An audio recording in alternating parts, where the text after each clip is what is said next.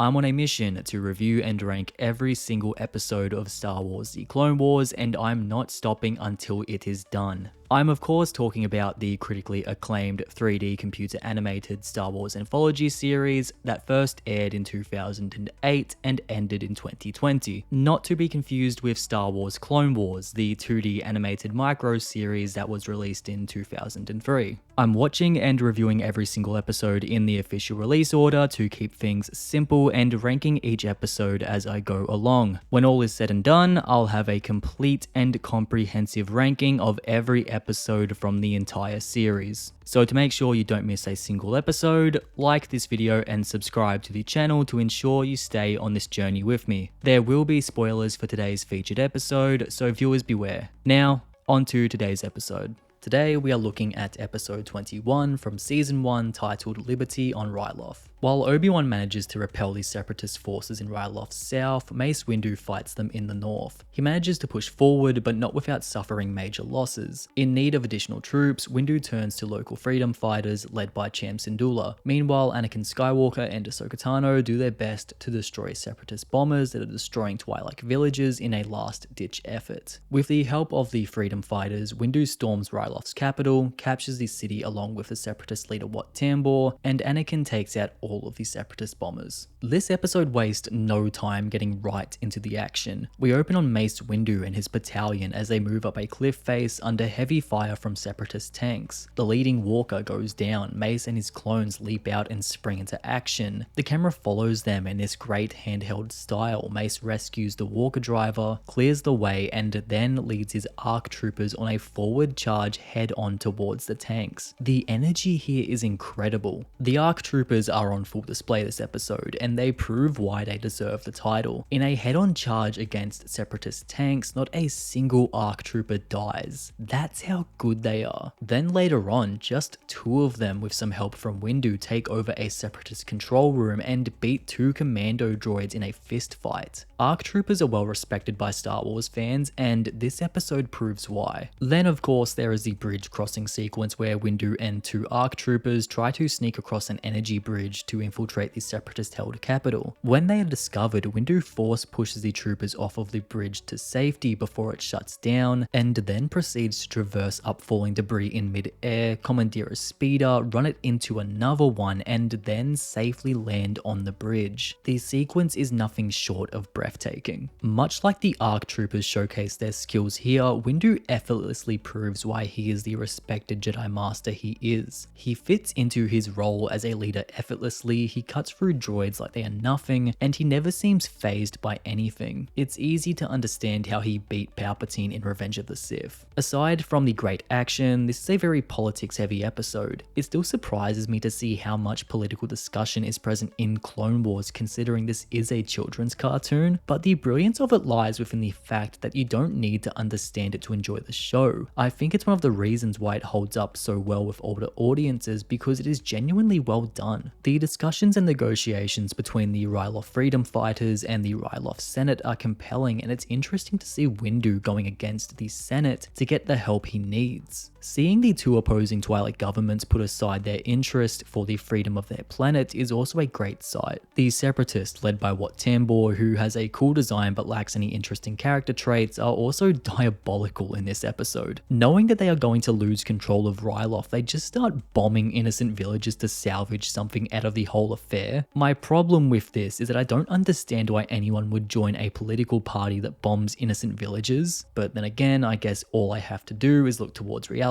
and I will find my answer. Despite that small flaw, I appreciate the connections to the wider franchise on display here. The Twi'lek freedom fighter leader Cham Syndulla is Hera Syndulla's dad. Whether or not this was always the plan, it's nice to see that Hera has roots in Clone Wars long before she made her first appearance in Rebels, and we know where her rebellious roots came from. Also, the Ark of the Covenant from Raiders of the Lost Ark is in this episode. A couple of droids just casually carry it onto a ship. It's a fun little Easter egg that got a nice reaction out of me. Liberty on Ryloth caps off the Ryloth arc with a bang. The action is excellent and the political aspects are compelling. Mace Windu proves why he is a Jedi Master, and the ARC troopers put their skills to good use. The bridge crossing is one of the coolest sequences from this season, and there is a beautiful catharsis in the eventual liberation of Ryloth. The penultimate chapter of Clone Wars' first season does not disappoint. And that was Liberty on Ryloth, ranking it against every other episode of Clone Wars I've reviewed so far. It currently sits at number 6. Will it hold this place? Only time will tell. And here is the complete ranking so far. That's me finished for this episode.